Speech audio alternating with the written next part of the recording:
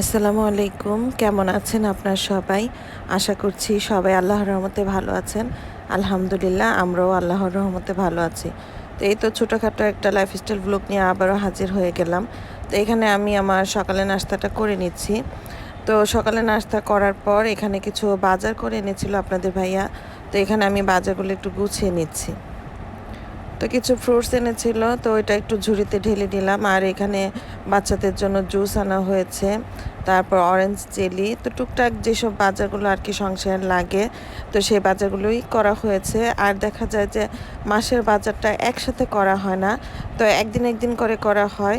তো একদিনে আর কি সব বাজারগুলো একসাথে করতে গেলে একটু বেশি ঝামেলা হয়ে যায়। তো এক একদিন আর কি সুবিধা মতন আমরা বাজারগুলো করে নিই। তো এই তো বাচ্চাদের টিফিন আইটেম, তারপরে স্ন্যাক্স আইটেম, সেগুলো সব মানে টুকটাক যা